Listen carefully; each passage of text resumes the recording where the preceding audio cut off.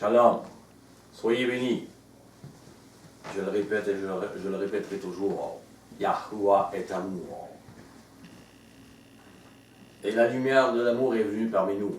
Et nous avons tellement de difficultés, nous comme humains, moi le premier, à être éclairés par cette lumière, à éclairer notre cœur par cet amour, à être transformés, à voir comment nous ne sommes pas comme humains amour.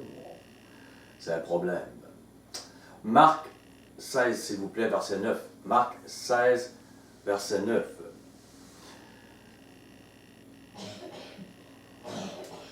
J'appellerai sans doute cette étude la tempête vers l'opprimé. Au verset 9.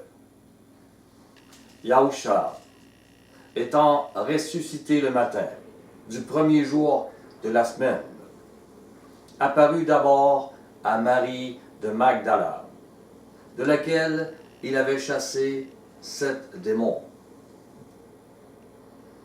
Nous aurions aimé être celle ou celui à qui le Messie apparaît la première fois, à qui il parle la première fois après sa résurrection.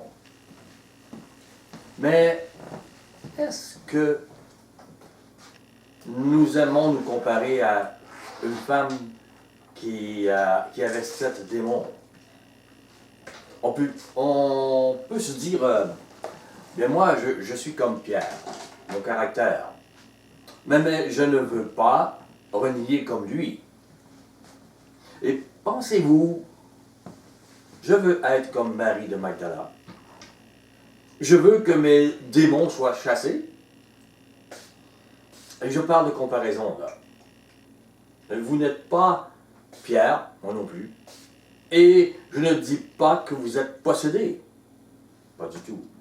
Mais je veux parler de l'influence des démons sur nous. Luc 9. Luc 9. Verset 54.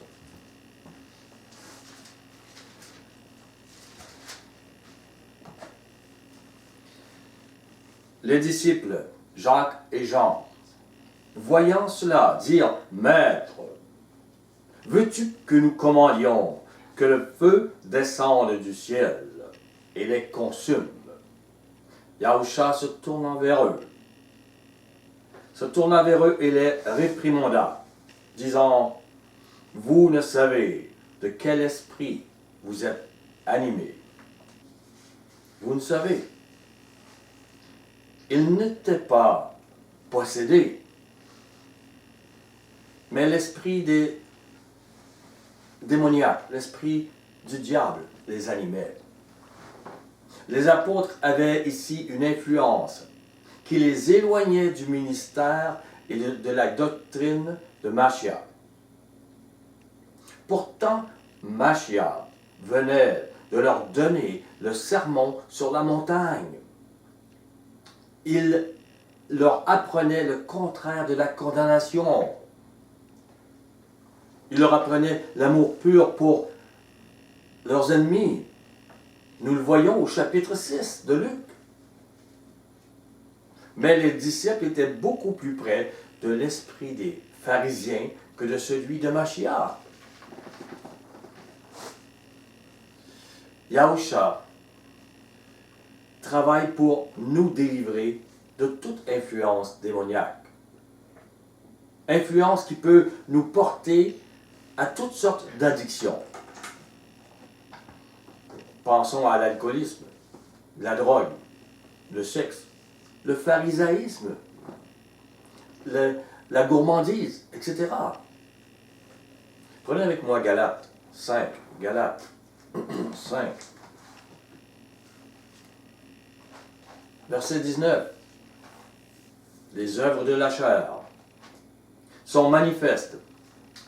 Ce sont l'impudicité, l'impureté, la dissolution, l'idolâtrie, la magie, les inimitiés, les querelles, les jalousies, les animosités, les disputes, les divisions, les sectes. Mettez ici l'esprit pharisien. avec des querelles, des jalousies, des animosités, des disputes.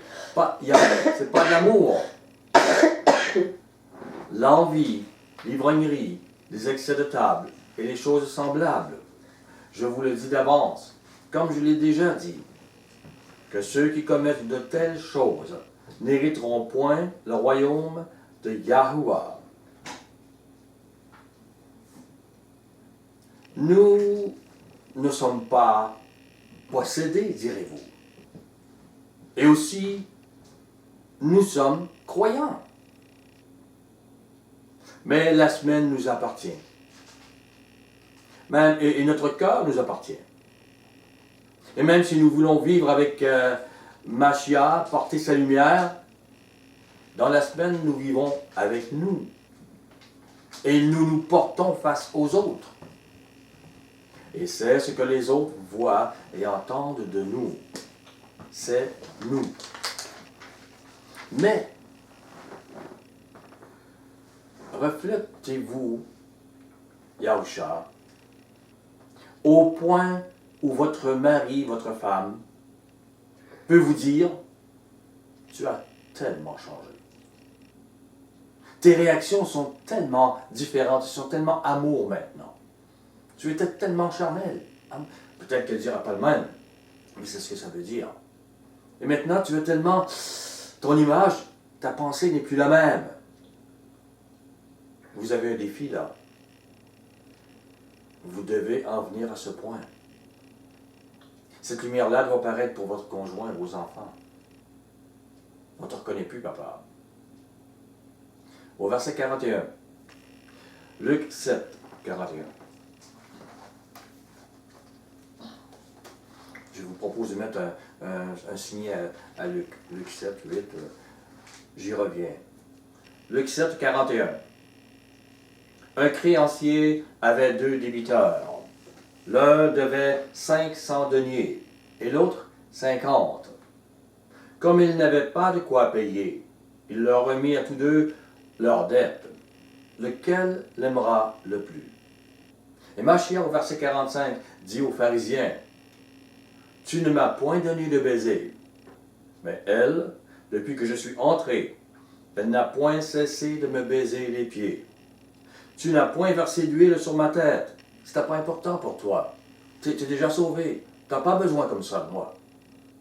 Mais elle a versé du parfum sur mes pieds. Elle sait comment elle est pécheresse et qu'elle a besoin de moi.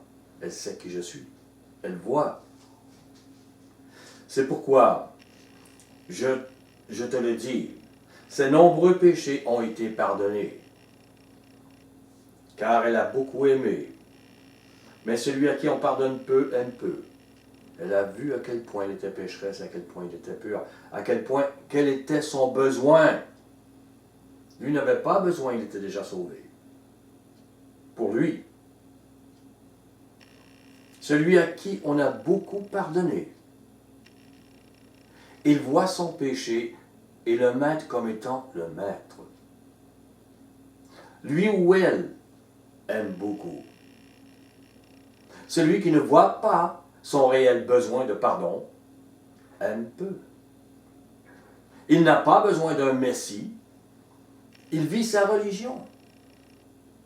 Il est presque son propre Messie.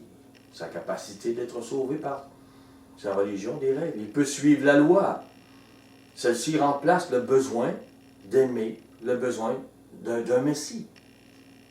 Prenez avec moi Luc 17. Luc 17. Je vais aller au verset 10, mais avant, il faut passer par le verset 3, 3 à 5, pour comprendre ce qui est dit là. Au verset 3, prenez garde à vous-même. Il dit, prenez garde. Ce que je vous dis là est important. C'est votre cœur. Si ton frère a péché, reprends-le. S'il se repent, pardonne-lui. Maintenant, on dit, oui, c'est facile, reprends-le. Le pharisien aime beaucoup, on reprend.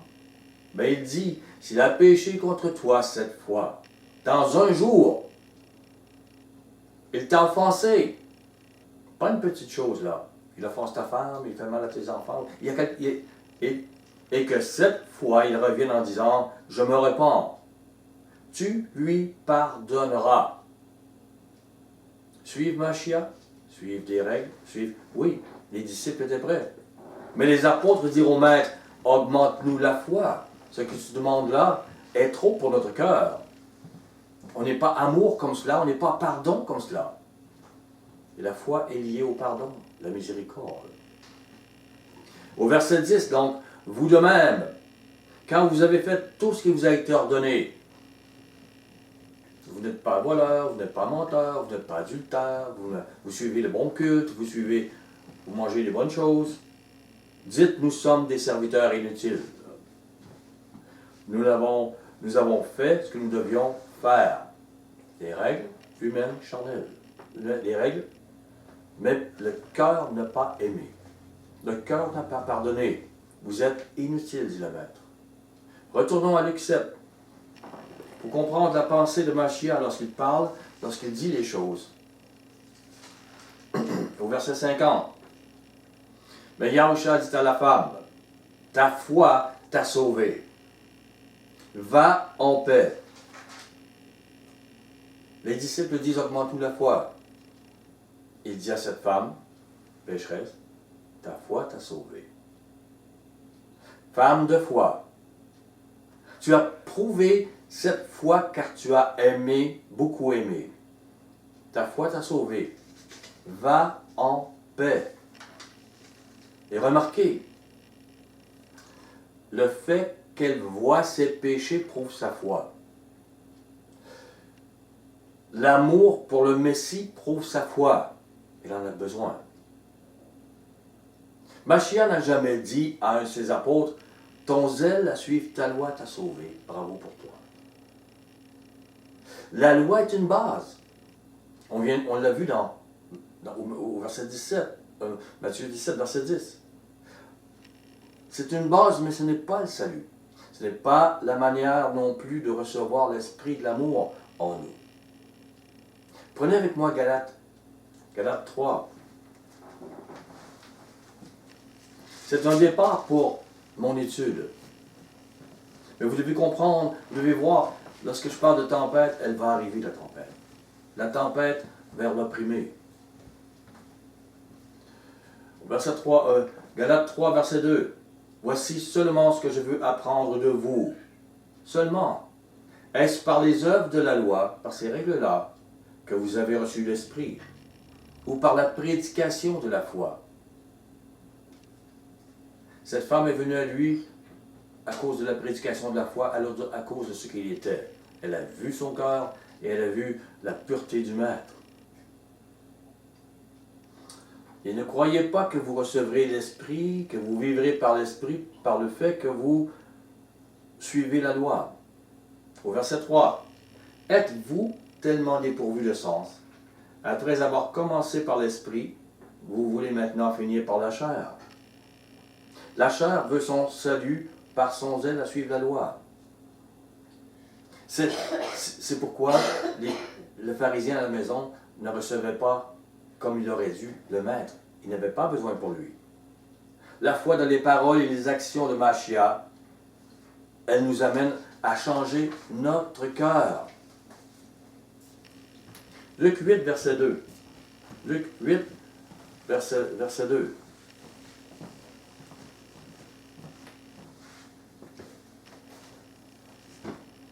Les 12 étaient avec lui, et quelques femmes qui avaient été guéries d'esprits malins et de maladies.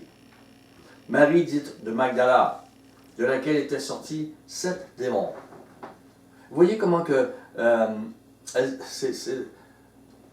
le suivent. Il les a délivrées. Elles sont comme dans son ministère, et c'est quasiment, je dirais presque leur ministère à eux. Subvenir au ministère de Mashiach, être avec lui. Et il le permet. Ce sont des femmes guéries de maladies, mais aussi guéries d'esprits malins, délivrées. Écoutez ce que dit la parole. Car la chair aime se comparer aux héros, aux apôtres, et moi le premier. Pendant.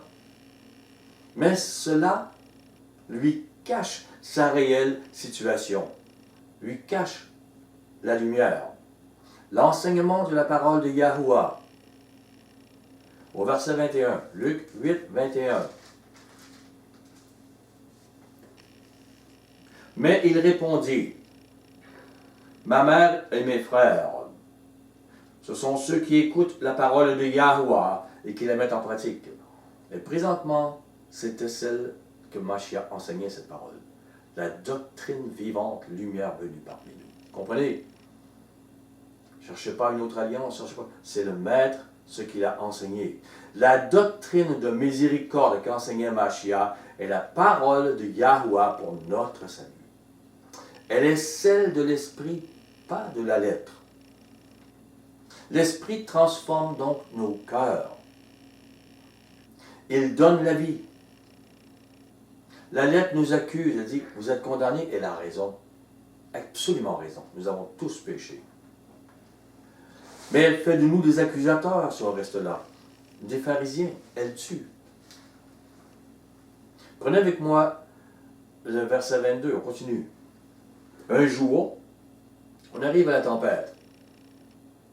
Yahushua montant dans une barque avec ses disciples.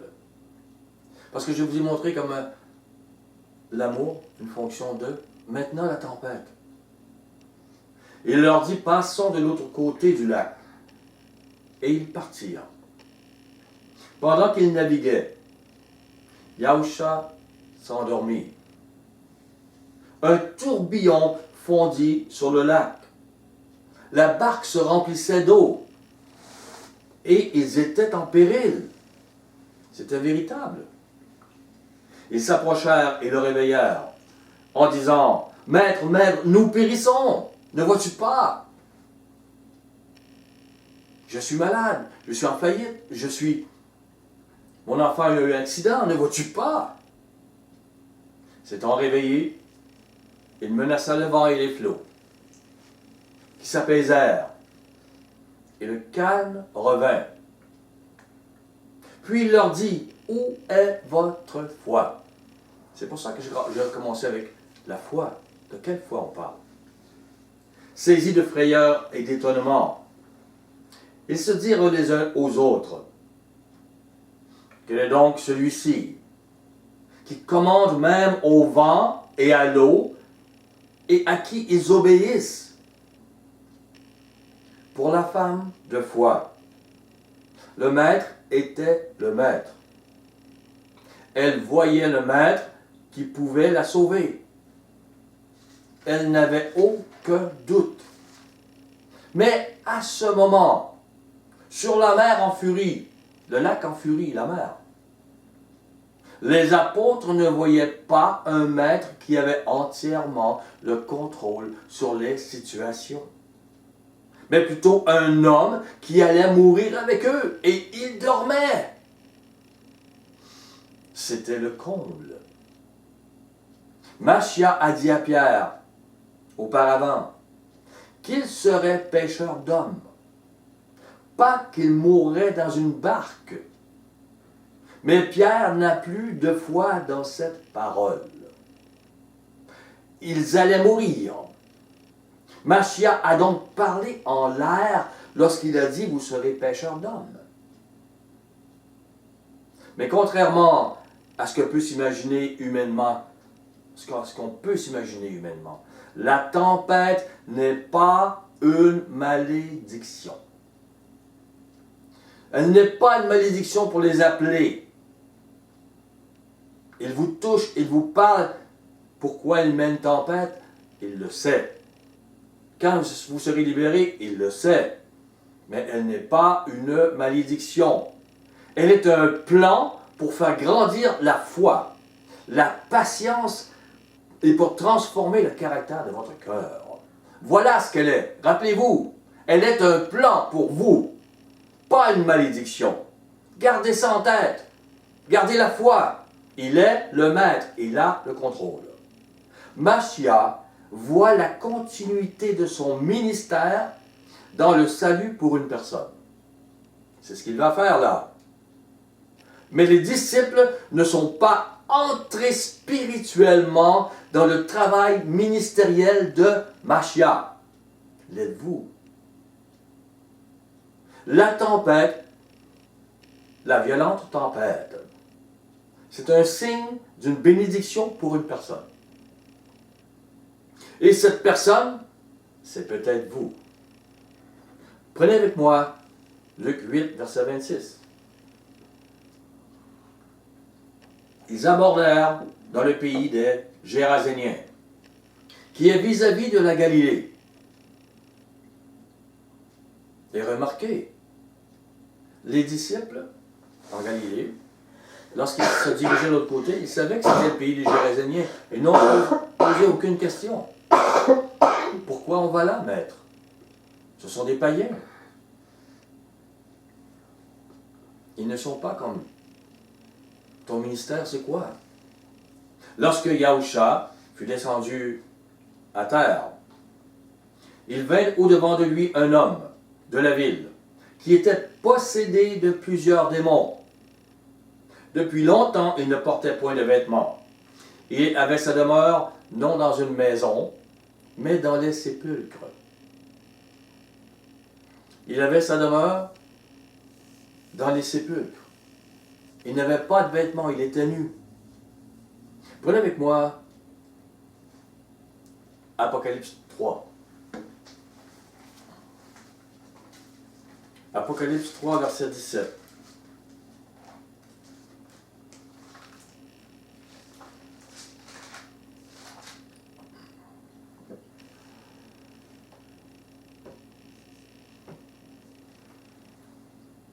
Ils sont où ces gens? C'est une église, Laodicée. Ils sont où spirituellement? Dans le royaume ou dans les sépulcres?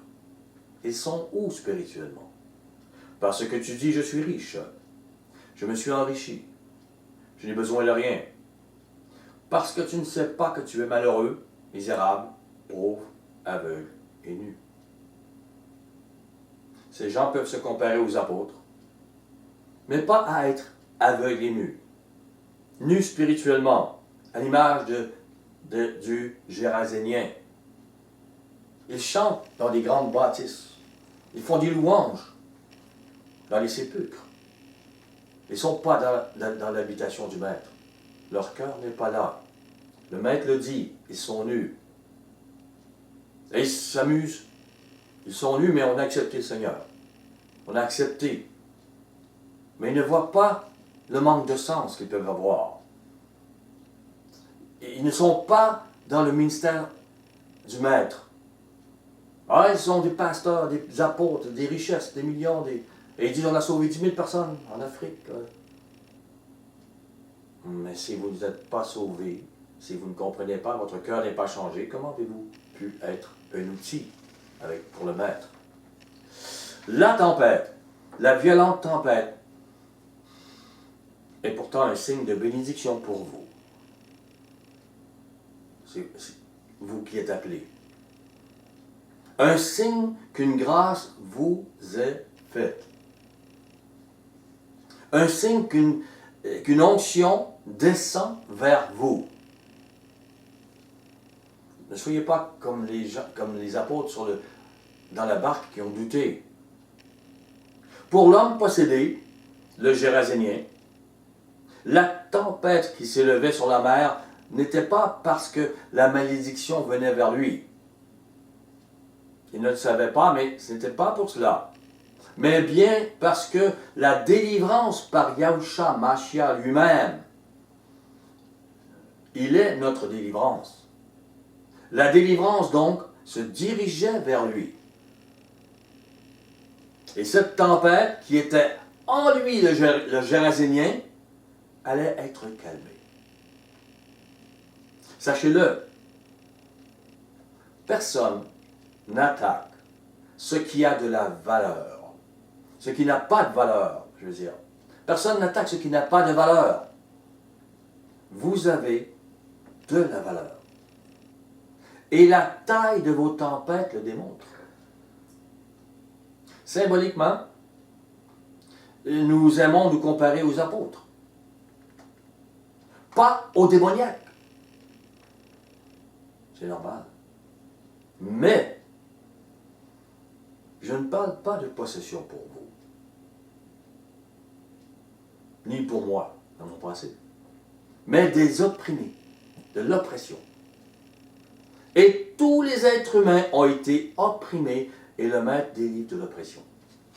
Comprenez, tous ceux qui ne sont pas délivrés par le Maître sont dans le péché, ils sont opprimés. Ils sont influencés par l'esprit de ce monde, l'esprit du diable.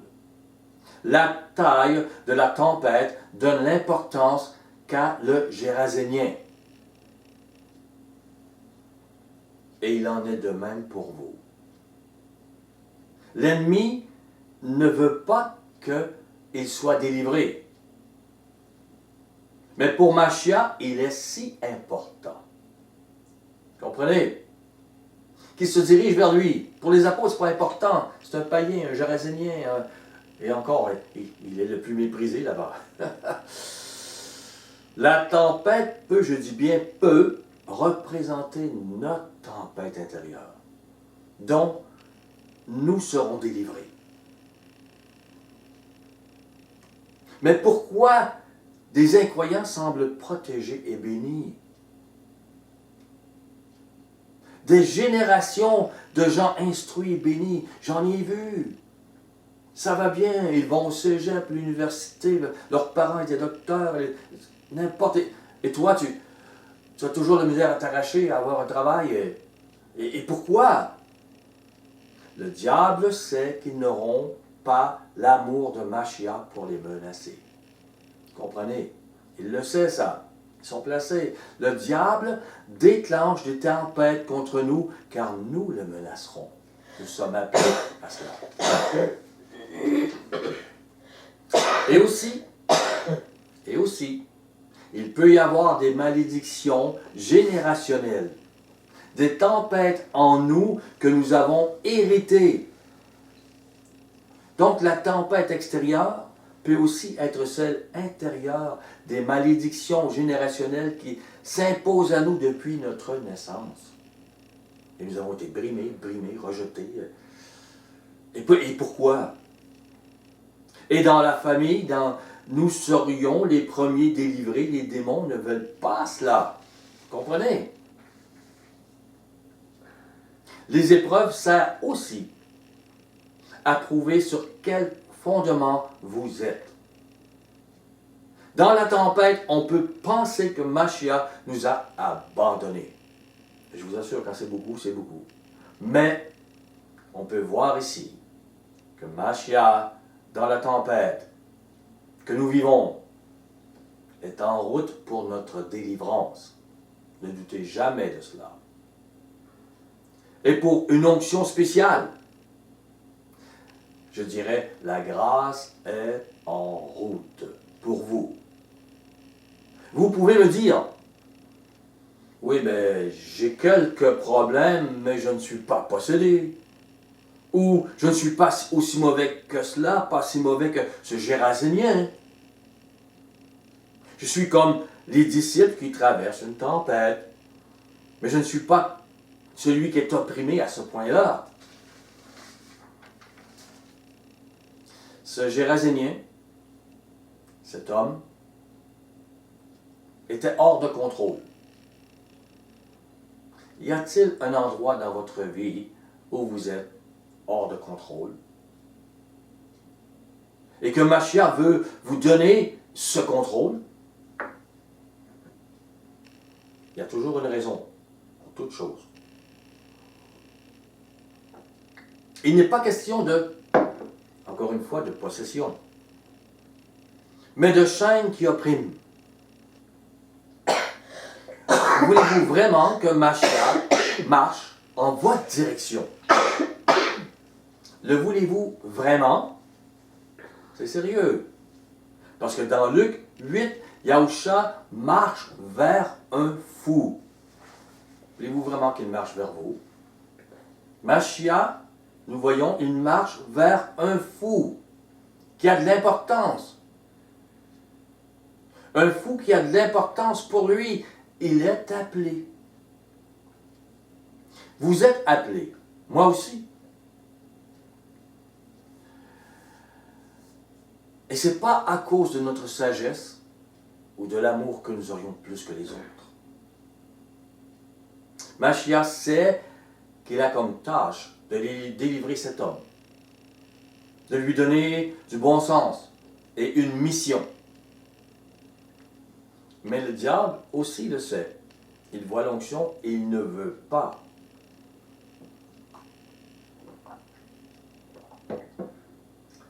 Et la Légion fait tempête. Aujourd'hui, l'esprit pharisien aujourd'hui ne veut pas entendre ce que je dis là. Je vous assure. Et cela prend beaucoup d'humilité. Moi, j'ai besoin du sauveur encore.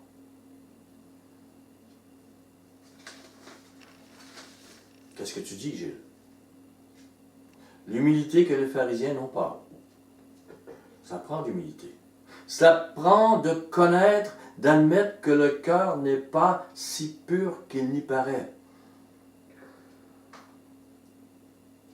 Je vous dirais qu'avant 60 ans, je n'avais pas compris ça vraiment. C'est quelque chose. C'est humiliant de le dire, mais c'est tellement merveilleux d'être... Et que ta femme plus tard te dit, t'as tellement changé depuis. Mais avant j'étais un homme, maintenant je suis un autre. Et c'est à cela, mais c'est dans la tempête, c'est la délivrance. Il avait une délivrance pour Gilles. Et Gilles, je pensais depuis 40 ans qu'il était délivré. Il voulait délivrer les autres. Comprenez ce que je dis là. C'est pour chacun de nous, chacun. Et je vous aime, et c'est le chemin qu'il prend. Il faut admettre que notre cœur n'est pas si pur, qu'il a besoin de miséricorde. Et il fait miséricorde aux autres, parce qu'il a besoin de miséricorde. La purification et l'amour véritable pour ceux qui nous offensent va suivre. L'amour véritable va suivre. Cela prend de connaître que le Maître est le Maître, qu'il est amour et paix. La tempête orgueilleuse dans l'être humain fait croire de ne pas avoir besoin d'un autre salut. Et Gilles était là. Il suivait les règles, il suivait les choses, c'était bien. À un moment donné, à 60 ans à peu près, le Maître m'a dit, tu ne pardonnes pas. Tu n'aimes pas comme, oui, je pardonne. Ah, j'ai toujours, oui, la miséricorde. Non, il m'a appris vraiment, non, aime ton ennemi à ton travail. Aime ceux qui te font du mal. Travaille pour qu'il leur arrive du bien. Dis à ton patron comment c'est bien ce qu'ils font. Tu sais, wow, ok. Et la délivrance a commencé physiquement et spirituellement. Spirituellement et physiquement. Donc, que par nos règles religieuses, notre salut nous sommes déjà sauvés. J'ai connu ça. Donc, la tempête orgueilleuse rejette le délivreur de tempête. Elle inspire l'humain à rejeter le délivreur de tempête. Et je vous assure, la sainteté du Maître n'est pas une question de règles religieuses. Je l'ai vécu toute ma vie. Je le sais, je le vois. Retournons dans Luc 8. Luc 8. Et ce que je dis là est primordial.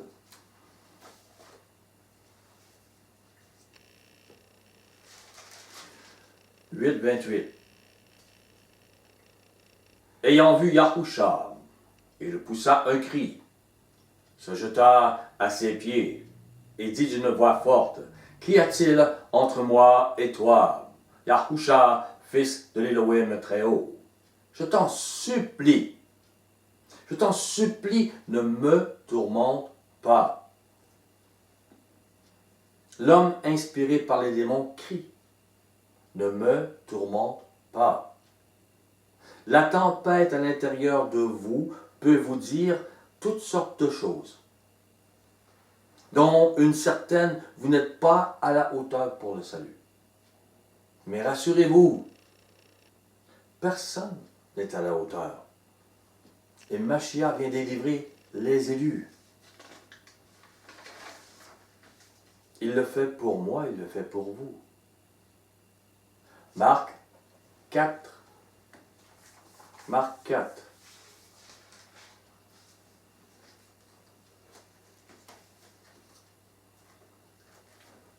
Excusez-moi, j'y arrive.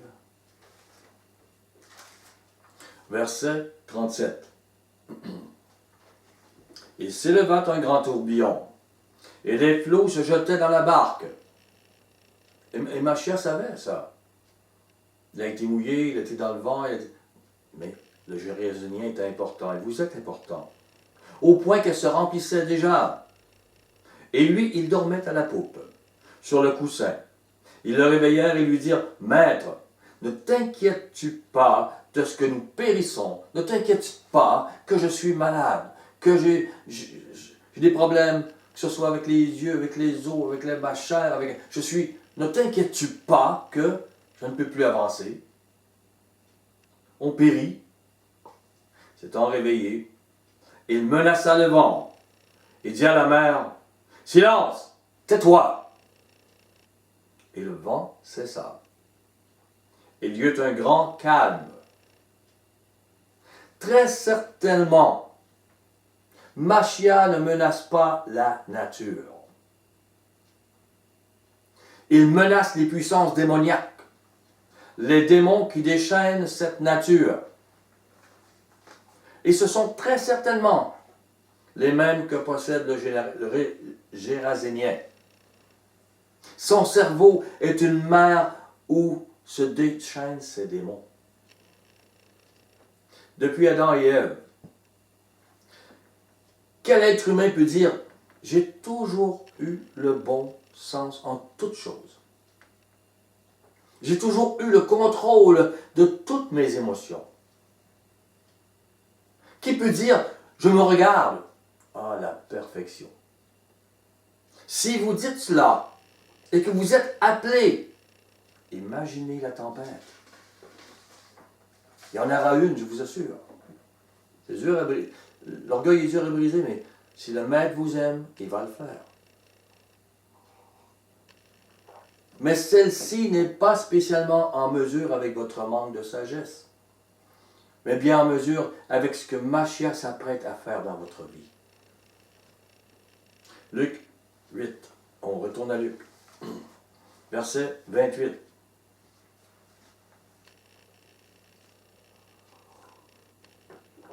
Ayant vu Yahusha, il poussa un cri, se jeta à ses pieds. Il dit d'une voix forte, « Qu'y a-t-il entre moi et toi, Yahusha, fils de l'Élohim Très-Haut? Je t'en supplie, ne me tourmente pas. » Avez-vous remarqué? Les démons courent vers Machia. Les hommes se sauvent, les démons courent vers Machia. On ne t'a rien fait. Ne nous tourmente pas. La tempête n'a pas arrêté Machia. Il est là. Ils ont peur. Gardez en tête, ce n'est pas parce qu'il ne répond pas à vos prières durant la tempête qu'il n'est pas là. Gardez cela en tête. Il a la situation totalement en main, votre situation. Il vous aime. Il s'est laissé torturer, crucifier pour vous. Rien ne va arrêter son amour pour vous. Il a donné un temps. Il travaille votre foi. Par elle, il veut produire la véritable patience. Et la patience, la véritable miséricorde. Tout est interrelié. Miséricorde pour les autres. Vous qui avez tant besoin de miséricorde de la part du Maître, il veut vous le montrer. Afin qu'il vous délivre de la tempête. Celle extérieure et celle intérieure. Comprenez? Pas de hasard. Luc 8, 29. Car Yahusha commandait à l'esprit impur de sortir de cet homme, dont il s'était emparé depuis longtemps. On le gardait lié de chaînes et les fers aux pieds. Mais il rompait les liens. Il était entraîné par le démon dans les déserts. Yahusha lui demanda, « Quel est ton nom? » « Légion, répondirent-ils, car plusieurs démons étaient entrés en lui. Et il priait instamment Yahusha de ne pas leur ordonner d'aller dans l'abîme.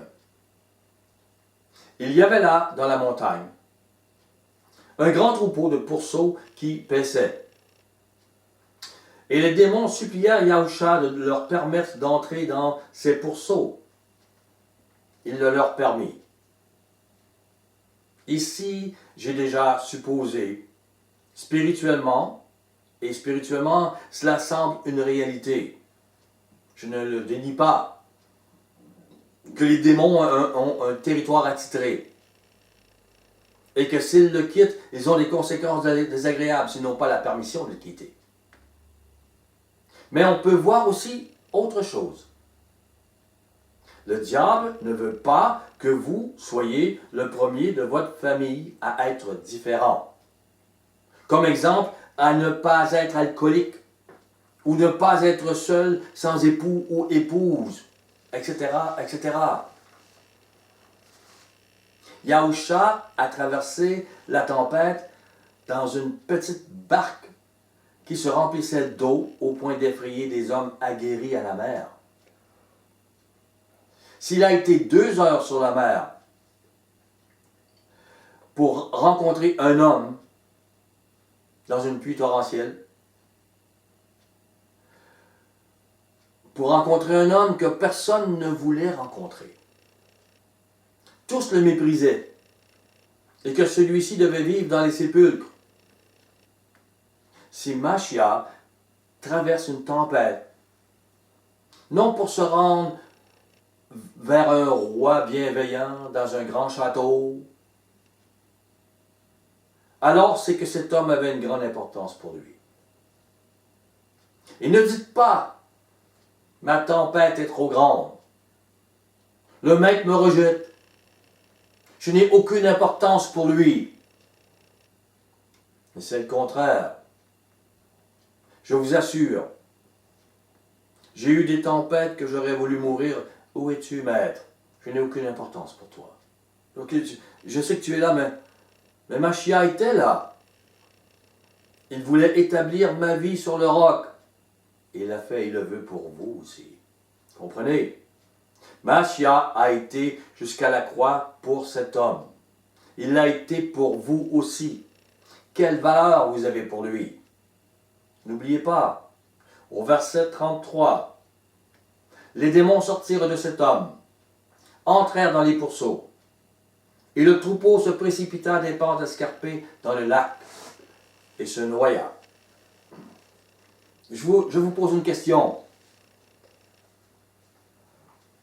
Sans doute que vous ne vous l'avez jamais posée. Est-il possible que les démons savaient que les cochons ne savaient pas nager? Les démons ne se souciaient pas du Gérasénien, mais les cochons pourraient leur servir. Si Mashiach les chassait, ils avaient un plan B. C'était un plan B. Marc 5, verset 12.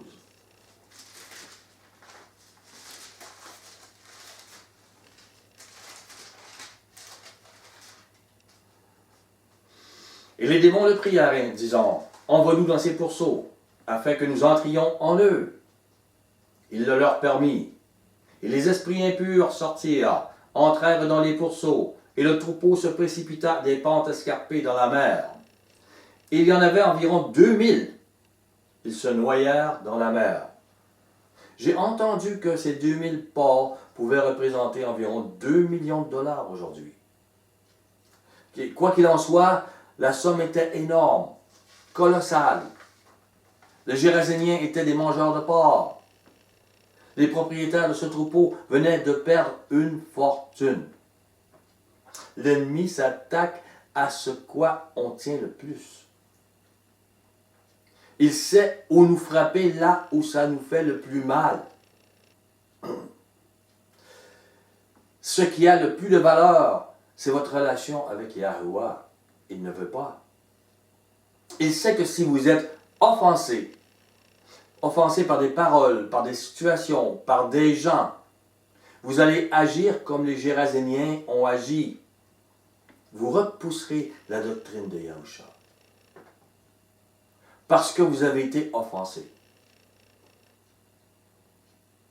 Satan connaît vos blessures, qui ne sont pas réellement guéries. Vous les dites guéries, mais elles reviennent toujours comme... On a mal digéré. Ça remonte. Et il sait comment enlever les gales pour que ça saigne encore. Mais Mashiach connaît aussi vos blessures. Et c'est pour cela qu'il se dirige vers vous. Il veut vous guérir une fois pour toutes. Il le fait pour moi, pour mon épouse. Il le fait pour vous. Combien de tempêtes j'ai eues dans ma vie? Combien de honte? Vous n'imaginez pas. Et s'il y a de la honte, c'est qu'il y a de l'orgueil. On n'est pas mort à la croix. Vous n'imaginez pas. Ça doit arriver. Comment mourir à l'orgueil pour comprendre et vivre selon la volonté de Yahuwah? Comprenez, c'est tellement important. Reprenez cette étude, écoutez. Dans la tempête, on crie toujours à l'injustice. Ce n'est pas des hasards. Nous sommes humains, c'est comme ça. Ce n'est pas juste. Mais le Maître travaille afin que notre foi grandisse, que notre patience grandisse, que votre amour grandisse et que la sagesse et le discernement grandissent en nous, en vous. Comprenez? Pour les apôtres, selon eux, ils vivaient selon la volonté de Yahuwah. Alors que Mashiach leur dit, homme de peu de foi. Pour les apôtres, selon eux, Marie de Magdala ne vivait pas comme eux aussi près de la volonté de Yahuwah. Alors que Mashiach dit d'elle qu'elle a beaucoup aimé et qu'elle est une femme de foi. Il n'a jamais dit ça aux apôtres avant qu'ils aient l'esprit. Homme de foi. Non, il a dit à la femme, femme de foi. Trouvez-vous que les apôtres avaient du discernement? La sagesse et le discernement leur est venu plus tard, par grâce, par l'esprit de Yahuwah. Le diable sait comment travailler pour que l'homme rejette Yahusha et sa doctrine libératrice, celle qui triomphe du jugement. On revient aux cochons. Avec les cochons, si les démons les tuent, les Géraséniens rejetteront Yahusha. Plan B. Vous comprenez? Avec vous, si vous êtes offensé, vous prendrez un chemin de frustration. Un chemin différent que celui que vous offre Yahusha. La loi donnée à Moïse, comme les règles d'une religion chrétienne, les deux là, c'est la même chose. Les règles ne délivrent pas des tempêtes intérieures. Absolument pas. N'apaisent pas les cœurs. Absolument pas. Nous avons vécu beaucoup de religions. Absolument. Luc 7. Et nous avons vu comment les gens ne sont pas libérés, comment il manque d'amour, de pardon, comment il y a beaucoup de pharisiens dans ces religions. Luc 7, verset 2. Un centenier avait un serviteur auquel il était très attaché et qui se trouvait malade, sur le point de mourir. Ayant entendu parler de Yahusha, il lui envoya quelques anciens des Juifs pour le prier de venir guérir son serviteur. Ils arrivèrent auprès de Yahusha et lui adressèrent d'instantes supplications, disant « Il mérite que tu lui accordes cela, car il aime notre nation, et c'est lui qui a bâti notre synagogue. » Yahusha, étant allé avec eux, n'était guère éloigné de la maison, il était tout près. Quand le centenier envoya des amis pour lui dire Maître, maître, ne prends pas tant de peine, car je ne suis pas digne que tu entres sous mon toit. C'est un juif qui s'en vient. Pour le Romain centenier, c'est un ennemi syrien. Mais il le prend, maître, je ne suis pas digne. C'est aussi pour cela que je ne me suis pas cru digne d'aller en personne vers toi. Mais dis un mot à mon serviteur et mon serviteur sera guéri. Car moi qui suis soumis à des supérieurs, j'ai des soldats sous mes ordres. Je dis à l'un, va, il va, à l'autre, viens, il vient. Et à mon serviteur, fais cela, il le fait. Et ça veut dire, je n'ai pas à dire cela à toi, tu es le maître. Et lorsque Yahusha entendit ces paroles, il admira le centenier. Et se tournant vers la foule qui le suivait, il dit, je vous le dis, même en Israël, je n'ai pas trouvé une aussi grande foi. Wow, quelle insulte pour les Juifs, pour les apôtres, pour le centenier romain. Le centenier n'est certainement pas un grand suiveur de la loi. Il mange du porc, sûrement. Mais il a foi dans le maître Yahusha. Et il y a une délivrance. Au verset 10. De retour à la maison, les gens envoyés par le centenier trouvèrent guéri le serviteur qui avait été malade. Où se dirige le maître et comment il se dirige et pour qui dépasse beaucoup les gens religieux, beaucoup les gens que. Et la façon dont il agit. La façon dont il délivre. Pourquoi il fait telle chose et à moi il ne le fait pas? Prenez avec moi Job. Job 1. Job 1, verset 6. Je vais lire beaucoup, c'est tellement important. Mais en même temps, il y a tellement d'autres choses à dire, de libération, de promesses, que j'aurais pu être 3 heures à vous lire des promesses. Mais je vais tempérer. Verset 6. Or, les fils de Yahuwah, pas seulement le fils, les fils, il y a plusieurs fils. Il y en a un qui était envoyé parmi nous, pour nous, le premier. Vers un jour, se présenter devant Yahuwah, et Satan vint aussi au milieu d'eux.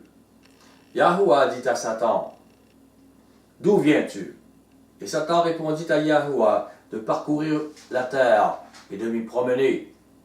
Yahuwah dit à Satan, « As-tu remarqué mon serviteur Job? Il n'y a personne comme lui sur la terre. C'est un homme intègre et droit, craignant Yahuwah et se détournant du mal. » Et Satan répondit à Yahuwah, « Est-ce d'une manière désintéressée que Job craint Yahuwah, qu'il te craint?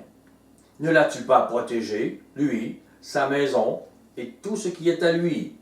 Tu as béni l'œuvre de ses mains, et ses troupeaux couvrent le pays. Mais étends ta main, touche à tout ce qui lui appartient, et je suis sûr qu'il te maudit en face. » Et Yahuwah dit à Satan, « Voici, tout ce qui lui appartient, je te le livre. Seulement, ne porte pas la main sur lui. » Et Satan se retira de devant la face de Yahuwah. Au verset 16. Il parlait encore, lorsqu'un autre vint et dit, « Le feu de Yahuwah est tombé du ciel. » La nature se déchaîne. A embrasé les brebis, les serviteurs, les a consumés. Et je me suis échappé moi seul, pour t'en apporter la nouvelle. Au verset 18. Il parlait encore, lorsqu'un autre vint, et dit, tes fils et tes filles mangeaient et buvaient du vin dans la maison de leur frère aîné. Et voici, un grand vent est venu de l'autre côté du désert. Encore la nature qui se déchaîne par les démons. C'est un acte démoniaque. Et a frappé contre les 4 coins de la maison. Elle s'est écroulée sur les jeunes gens et sont morts. Et je me suis échappé moi seul pour t'en apporter la nouvelle. Voici comment les choses se passent. Voilà comment les démons peuvent déchaîner la nature. Job 2, au verset 1. Or les fils de Yahuwah vinrent un jour se présenter devant Yahuwah. Et Satan vint aussi au milieu d'eux, se présenter devant Yahuwah. Et Yahuwah dit à Satan, d'où viens-tu? Et Satan répondit à Yahuwah, de parcourir la terre, de m'y promener. Yahuwah dit à Satan, as-tu remarqué mon serviteur Job? Il n'y a personne comme lui sur la terre. Et c'est un homme intègre et droit, craignant Yahuwah, et se détournant du mal. Il demeure ferme dans son intégrité, et tu m'excites à le perdre sans motif. Et Satan répondit à Yahuwah, peau pour peau, tout ce que possède un homme, il le donne pour sa vie. Mais étends ta main, touche à ses os et à sa chair, à ses os, sa chair, je suis sûr qu'il te maudit en face. Et Yahuwah dit à Satan, voici, je te le livre, seulement épargne sa vie. Et Satan se retira de devant la face de Yahuwah, puis il frappa Job d'un ulcère malin depuis la plante du pied jusqu'au sommet de la tête. Voilà comment les choses se passent. Vous êtes à l'épreuve. Lamentation. Juste après Jérémie. C'est les lamentations de Jérémie. Lamentation 1, verset 11. Tout son peuple soupire, ils cherchent du pain, ils ont donné leurs choses précieuses pour de la nourriture, afin de ranimer leur vie. Vois, Yahuwah, regarde comme je suis avili. Je m'adresse à vous, vous tous qui passez ici. Regardez et voyez s'il y a une douleur pareille à ma douleur. Est-ce que vous vivez ces choses? Est-ce que vous avez vécu ces choses? À celle dont j'ai été frappé, Yahuwah m'a affligé au jour de son ardente colère. D'en haut, il a lancé dans mes os un feu qui les dévore. Vous n'êtes pas seul. Il y a libération, mais vous êtes éprouvé même dans vos os. Il a tendu un filet sous mes pieds. Il m'a fait tomber en arrière. Il m'a jeté dans la désolation, dans une langueur de tous les jours. Sa main a lié le joug de mes iniquités. Ils se sont entrelacés, appliqués sur mon cou. Il a brisé ma force. Le maître m'a livré à des mains auxquelles je ne puis résister. Et c'est la tempête intérieure qu'il veut délivrer. C'est la tempête, c'est ce que vous êtes qu'il veut changer. Ça vous touche physiquement? Ben, oui, mais il a soin pour la délivrance. Il vient. Lamentation 3, verset 1. Je suis l'homme qui a vu la misère sous la verge de sa fureur.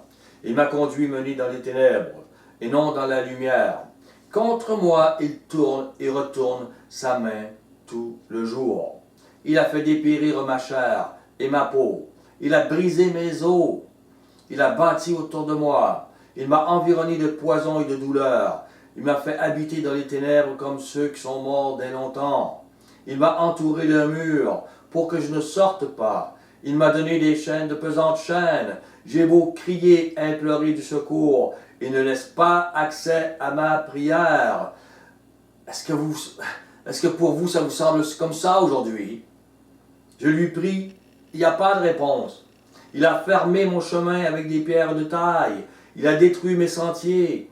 Il a été pour moi un ours en embuscade, un lion dans un lieu caché.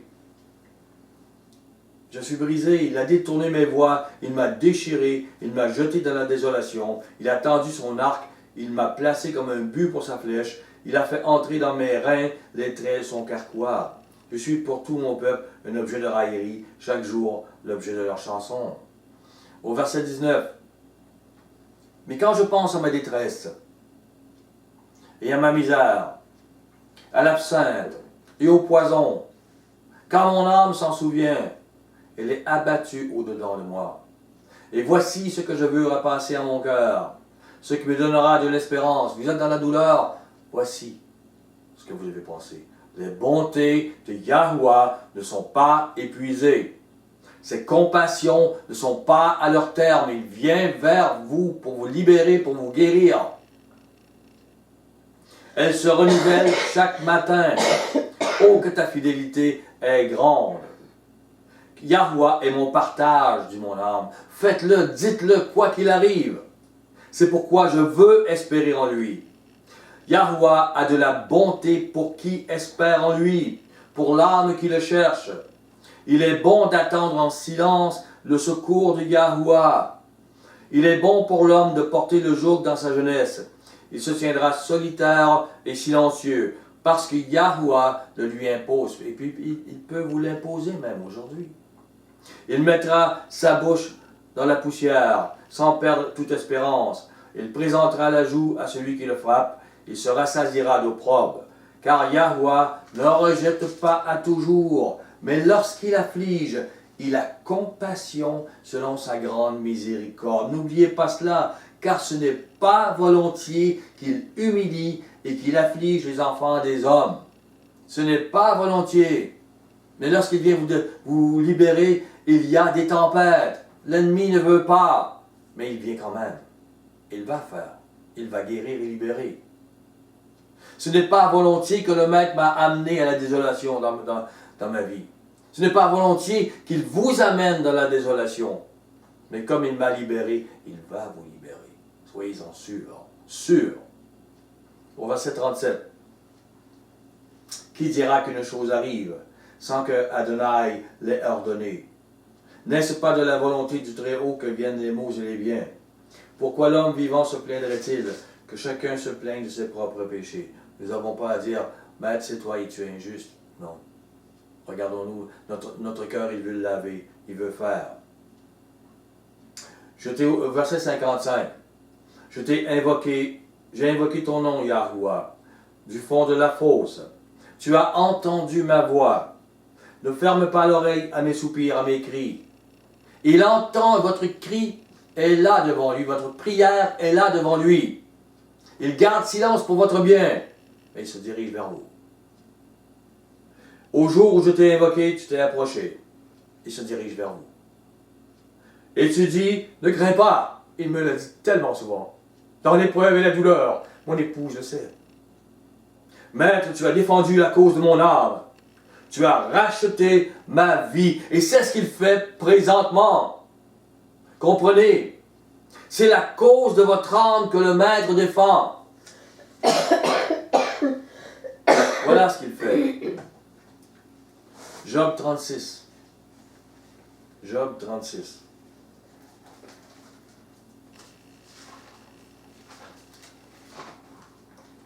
Ce sont des choses que nous vivons, je dirais presque tous, c'est que c'est très émotionnel. Ce n'est pour moi. 36, verset 15.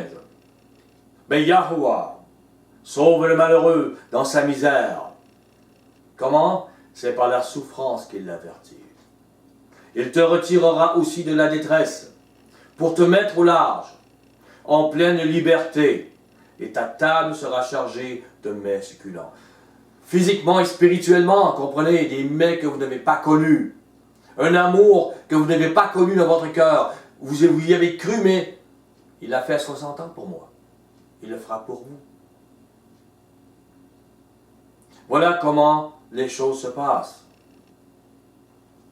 Mais si tu défends ta cause comme un impie, si tu dis non, si tu fuis, le châtiment est inséparable de ta cause. Ta tempête va rester dans ton cœur. Tu ne connaîtras pas l'amour du Maître.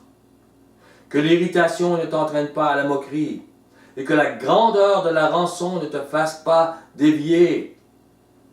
Moi, on ne peut pas me le faire. C'est pas vrai. C'est tout injuste. Ce qui m'arrive, Gilles, que la grandeur de l'épreuve ne vous fasse pas dévier. Que mourir à vous-même ne vous fasse pas dévier. L'ennemi sait exactement où vous êtes le plus vulnérable. Il vous a étudié. Savez-vous où vous êtes le plus vulnérable? Là où vous accordez le plus de valeur à une chose. Pour les Géraséniens, c'était leur porc. Pour vous, peut-être votre image, peut-être votre religion, peut-être votre famille, vos enfants. qu'est-ce que vous mettez devant le maître? Retournons dans Luc. Luc 8.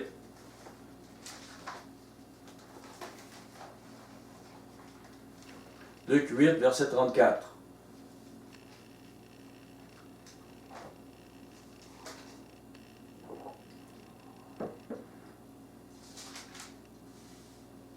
Ceux qui les faisaient paître, voyant ce qui était arrivé, s'enfuirent. Ils répandirent la nouvelle dans la ville et dans la campagne. Parce qu'ils ne voulaient pas dire, c'est de leur faute, là. Ils devaient beaucoup à leur copropriétaire. Les gens allèrent voir ce qui était arrivé. Ils vinrent auprès de Yahusha, et ils trouvèrent l'homme de qui étaient sortis les démons, assis à ses pieds, vêtu, dans son bon sens. Spirituellement, il est solide, là. Dans leur religion, la haute-sienne, nous sommes nus. Mais lui, il ne l'est plus. Qu'est-ce qui s'est passé? Ils furent saisis de frayeur. S'ils s'approchent trop, ils vont perdre leur religion. Ils vont perdre leur pastorat. Ils vont perdre leur église. Comme eux, bon, on a perdu des parts. On va faire une faillite de notre vie religieuse.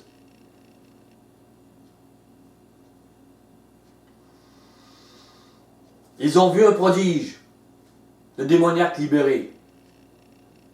Réjouissance! Un prophète puissant va nous libérer, nous, les Géraséniens. Et non, ils ne pensèrent pas ainsi. Au verset 36. Ceux qui avaient vu ce qui s'était passé leur racontèrent comment le démoniaque avait été guéri. Tous les habitants du pays des Géraséniens prièrent Yahusha de s'éloigner d'eux, car ils étaient saisis d'une grande crainte. Jésus monta dans la barque et s'en retourna. On peut penser que le plan B a gagné. On peut penser que Mashiach connaissait. Il n'était pas question pour les Géraséniens d'être tout de suite appelés au salut, tout de suite recevoir l'évangile par Mashiach, tout de suite avoir les guérisons. Non, c'était marqué dans les temps que... Et Mashiach savait. Les démons n'avaient pas gagné. Mashiach savait qu'est-ce qu'il ferait. Mashiach savait qu'il serait rejeté. Mais son plan, lui, n'était pas ça. C'était le Gérasénien, l'élu. Comprenez? Comprenez? Ils ont été touchés. Là où ça se faisait le plus mal, leur portefeuille. Ils ne voulaient pas d'un prophète qui détruisait les cochons et les mettrait en faillite. Même s'il pouvait délivrer les opprimés et guérir les malades. Et c'était sans doute, comme je le disais, le plan B des démons. Et encore une fois, pourquoi Mashiach l'a accepté? Parce que ce plan B était connu de Mashiach. Son plan à lui, c'était le Gérasénien. Au verset 38. L'homme de qui étaient sortis les démons lui demandait la permission de rester avec lui. Mais Yahusha le renvoya en disant, retourne, remarquez, on peut dire pourquoi, parce qu'il a une mission pour lui. Il l'a délivré là. Il n'a pas rien fait pour lui. Retourne dans ta maison et raconte tout ce que Yahuwah t'a fait. Il s'en alla, publia par toute la ville tout ce que Yahusha a fait pour lui. Voici la délivrance et voici la mission que Mashiach devait donner à cet homme. Je vous fais remarquer, dans ma vie, ma famille n'a pas accepté ma délivrance. La façon que le maître m'a appelé m'a touché. Ma ville à qui j'ai témoigné n'a pas accepté non plus. On peut me prendre pour fou. Et plusieurs le pensent encore aujourd'hui. Mais je le suis pour le maître. Quelle est votre tempête? Qu'est-ce qui est le plus précieux pour vous? Allez-vous fuir après une étude comme celle-là? Qu'est-ce qui est le plus précieux? Comment serez-vous une lumière pour ceux de votre maison? Qu'on vous accepte ou non, Vous devez être une lumière. Comme je le disais, il doit y avoir une différence un jour. Quelqu'un doit dire, je ne te reconnais pas, tu as vraiment changé en bien. Que ce soit ton époux, ton épouse, ton enfant. Tu n'es plus le même homme, tu n'es plus la même femme. C'est plus vous que vous présentez au monde, c'est lui. Luc 24. Luc 24. Verset 45. Le dernier verset. Alors il leur ouvrit l'esprit, afin qu'ils comprissent les Écritures. Machia veut ouvrir votre esprit. Il veut libérer l'Église des derniers jours, afin qu'elle devienne pur amour, sans tache. Il ouvre nos esprits pour cela. Dans la tempête extérieure, il va apaiser les tempêtes intérieures. Et nous lui appartiendrons en toutes choses. Il y travaille chaque jour. Et je vous aime tous. Il travaille avec vous, chacun, avec moi, et encore et encore. Et est-ce qu'il nous dira à son retour, ta foi t'a sauvé? Rien n'arrive au hasard. Ayez foi. Soyez bénis. Je vous aime.